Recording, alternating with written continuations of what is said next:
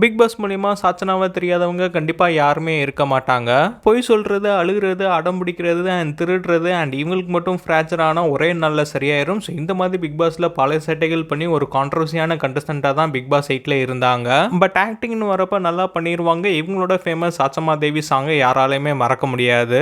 சிரிச்சு சிரிச்சு வந்தா சாச்சமா தேவி டோய், சிரிச்சு சிரிச்சு வந்தா சாச்சமா தேவி டோய், இளைய ராணி கலையின் ராணி எங்க ராணி டோய், இளைய ராணி கலையின் ராணி எங்க ராணி டோய். ஸோ பிக் பாஸ் முடிஞ்சு இப்போ ஃபேமஸான heart beat web series season 2ல வந்து பார்த்தீங்கன்னா சாச்சனாக்கு வாய்ப்பு கிடைச்சிருக்கு. இந்த வெப் சீரிஸ்ல இவங்க ரதி மேமோட எங்கர் வெர்ஷனா பண்றாங்க. அதாவது பார்த்தீங்கன்னா ஸ்கூல் பருவத்தில் ரதி மேமா பண்றாங்க.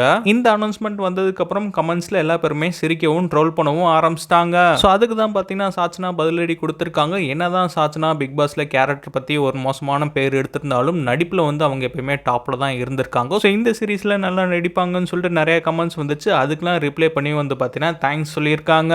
நான் நெகட்டிவ் கமெண்ட்ஸ்ல இக்னோர் பண்ணிட்டு கண்டிப்பா ஆக்டிங்ல பெஸ்ட்டை கொடுப்பேன் அப்படின்னு சொல்லியிருக்காங்க. And big boss winner Muthukumaran and ரியாவும் பார்த்தீங்கன்னா வாழ்த்தியிருக்காங்க.